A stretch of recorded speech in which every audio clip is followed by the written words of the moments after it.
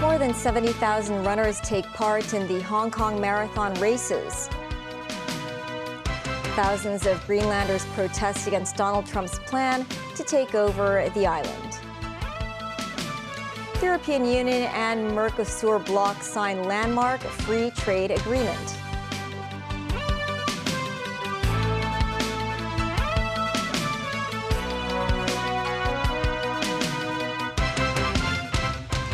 Hello and welcome to TVB News. I'm Melissa Hekalea. The Hong Kong Marathon was held earlier today, drawing some 74,000 runners locally and internationally to take part in the full and half marathon, as well as the 10-kilometer race. Runners from abroad accounted for 25% of total participants, marking a record high. As of 4 p.m., 59 participants were sent to hospital. Samantha Lee was there. 3, 2, 1. Runners of both the full and half marathons set off from Tsim Sha Tsui early this morning.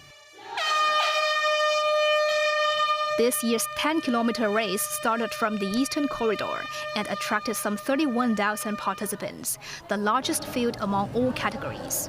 All routes lead to the finish line at Victoria Park. At the crack of dawn, runners headed onto the city's highways, with cheering crowds along the way.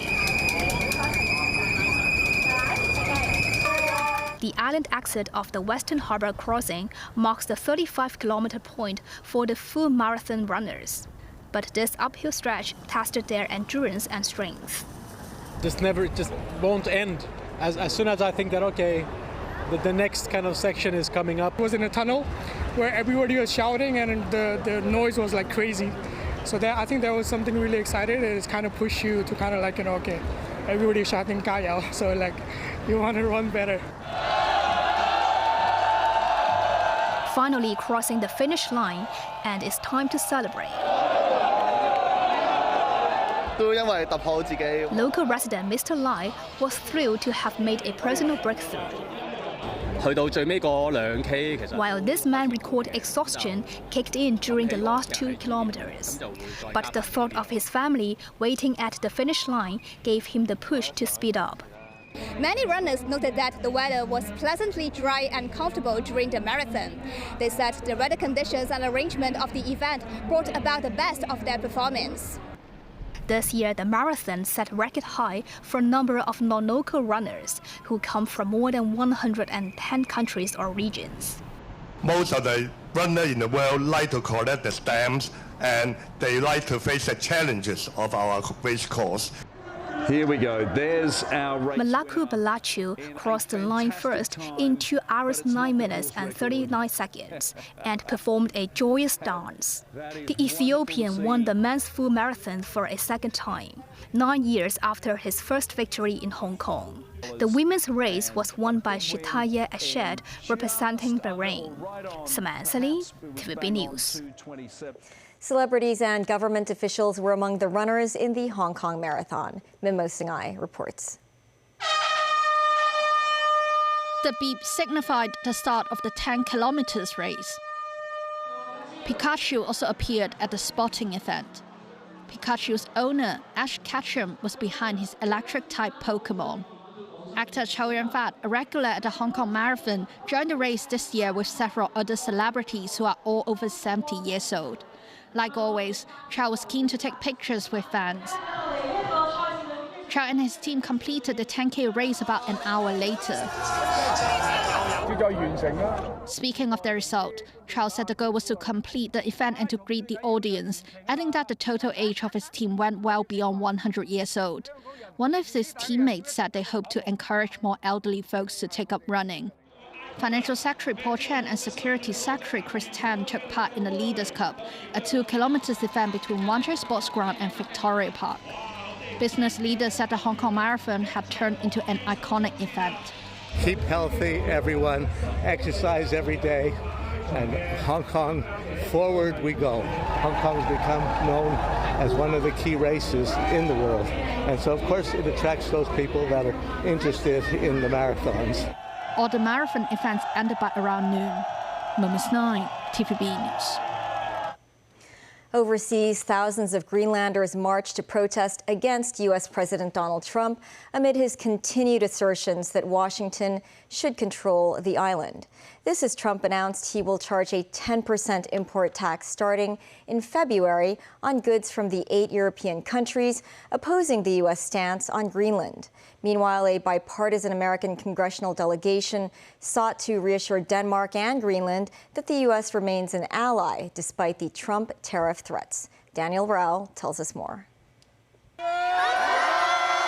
Thousands of Greenlanders marched across snow and ice to take a stand against US President Donald Trump.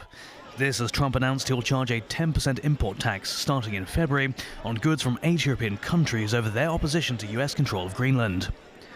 Denmark, Norway, Sweden, France, Germany, the United Kingdom, the Netherlands and Finland would face the tariff. The demonstrators held signs of protest, waved their national flag and chanted Greenland is not for sale in support of their own self-governance in the face of increasing threats of an American takeover. He's just arrogant and a very big bully. He does not care of anything. His way of saying things are just so specific and so disrespectful and hateful that it's just hurting everybody around him. Well, I mean, a tariff of 25% is nothing against the free world, is it?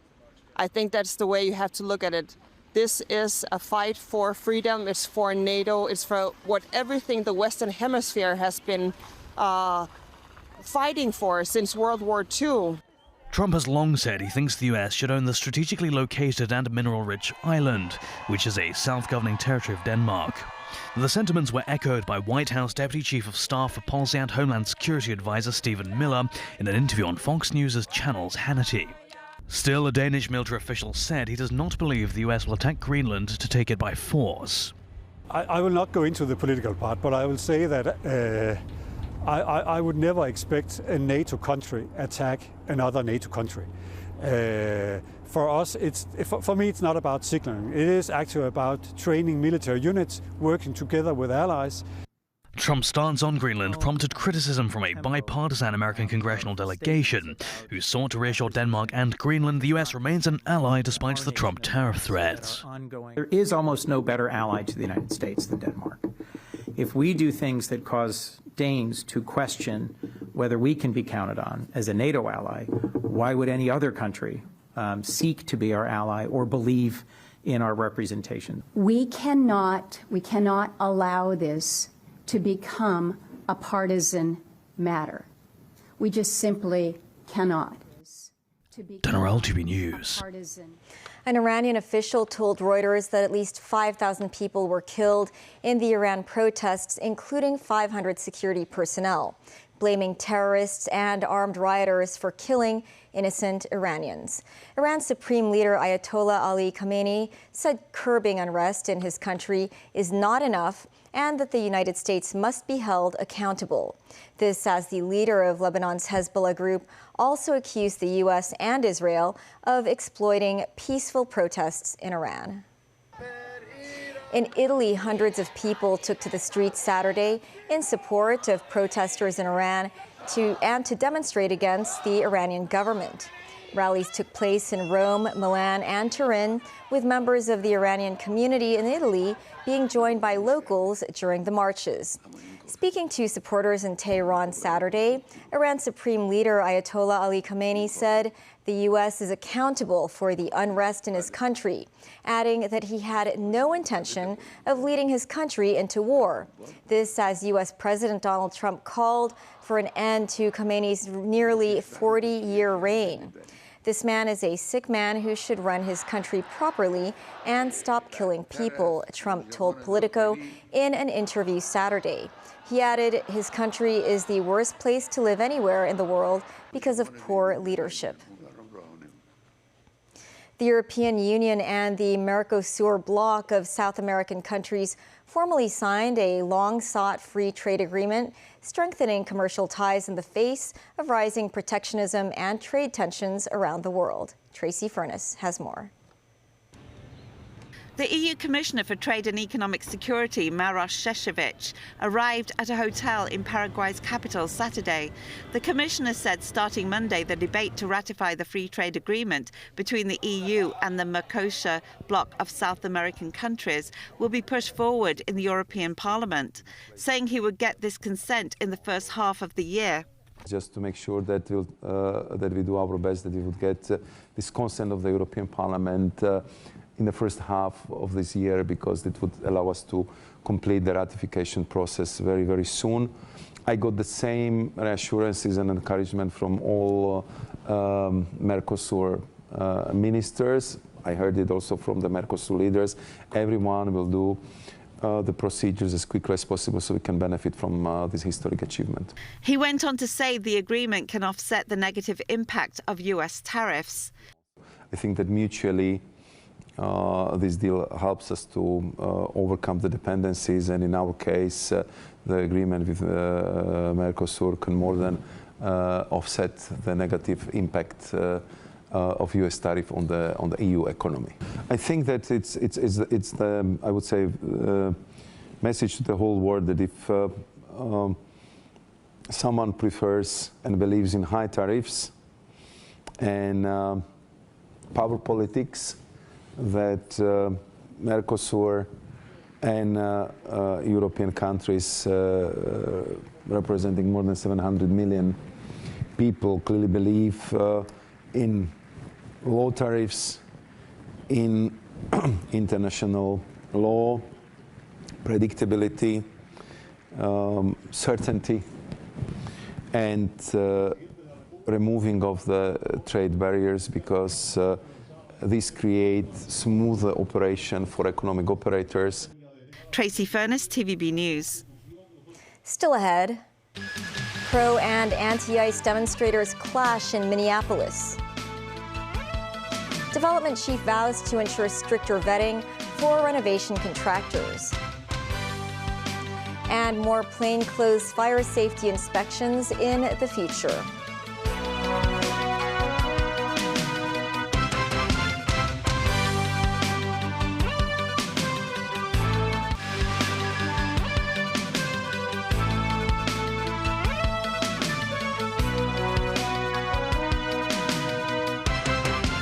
Welcome back. According to U.S. media reports, the Pentagon has about 1,500 soldiers ready to possibly deploy to the state of Minnesota, where tensions continue to flare over deportation operations by the Immigration and Customs Enforcement. Meanwhile, clashes between pro and anti-ICE demonstrators erupted at a rally in Minneapolis organized by an anti-Islam influencer. Danny Joe has the story. The Washington Post reported on Sunday that the 1,500 active duty soldiers are placed on prepared-to-deploy orders in case violence escalates. The move comes amid U.S. President Donald Trump's threat to institute the Insurrection Act to dispatch military forces if state officials do not stop protesters from targeting immigration officers. The White House told the Post in a statement that it's typical for the Pentagon to be prepared for any decision the president may or may not make. Right-wing provocateur Jake Lang, who served 4 years in jail for crimes tied to the January 6th attack in the U.S. Capitol, hosted an anti-Islam, anti-Somali and pro-ICE demonstration on the steps of Minneapolis City Hall on Saturday. Only a small number of ICE supporters showed up for Lang's event. A much larger group of counter-protesters converged on the site. They chanted slogans and threw objects at Lang and his associates, chasing them off the scene. The counter-protesters also demanded at least one person to take off a shirt, which they deemed objectionable. Lang later claimed being stabbed during the face-off and alleged he was attacked by one of the counter-protesters. Also in one of the daily clashes in the Twin Cities, protesters were seen throwing snowballs and water balloons before an armored police van. The Trump administration has made Somali immigrants a special target of the deportation crackdown, focusing on fraud allegations in Minnesota, home to the largest Somali community in the U.S. In Carmel Mall, one of the economic hubs for the Somali population in South Minnesota, rows of businesses stood shuttered inside the once bustling complex. Many employees were on edge, afraid to go to work or leave their homes. Recently, business owners here have said that the ICE presence in town has scared away their customers. A lot of employees don't want to come to work. Some vendors don't even bother opening their shop because they don't expect any customers. And a lot of folks here are worried about racial profiling and worried that even their citizenship won't be enough. Denny Zhou, TVB News. Back locally, Financial Secretary Paul Chan said Hong Kong should enhance its development as an international gold trading center to improve the city's role as a super connector and super value adder. Writing in his weekly blog, Chan said Hong Kong Gold Exchange's average daily trading amount for 999.9 gold reached $2.9 billion as of last November. Chan also said he would be heading to Switzerland for the World Economic Forum annual meeting on Sunday evening. He said the event will gather nearly 3,000 leaders from political, business, and think tank sectors. The secretary said he would promote Hong Kong's opportunities under the country's 15th five-year plan. The massive fire at Wang Fuk Court in Tai Po has sparked public concern over bid rigging and malpractices in building maintenance projects. On TVB News' talk show On the Record, Secretary for Development Bernadette Lin explained that the government aims to introduce an improved version of the smart tender service in the latter half of this year, allowing homeowners to choose from a stricter list of qualified contractors. Samantha Lee spoke with the development chief. The Smart Tender Scheme is a fee-based service rolled out by the Urban Renewal Authority in 2016 with an aim to curb bid rigging. Through an electronic platform, homeowners can get professional advice and procure consultants and contractors to carry out building maintenance projects. To strengthen the vetting process, Secretary for Development Bernadette Lin said the authorities will probe into the past performance and background information of contractors and consultants under the enhanced scheme. But what if the industry players hike their prices collectively? In the tender assessment process, the URA will definitely make reference to relevant price indices collected by representative bodies. So they will just not look at the tender prices being submitted by the contractors or the consultants, but they will also have reference indices in the market, and those indices are worked out by reputable organizations. She added the government is likely to continue subsidizing homeowners who participate in the scheme. Meanwhile, scaffolding measures on buildings across the city currently undergoing major renovation projects have been taken off for more than a month. When will they be put up again? The Construction Industry Council, which has been helping with this special exercise, has started to distribute the first batch of the qualified and tested nets to the contractors.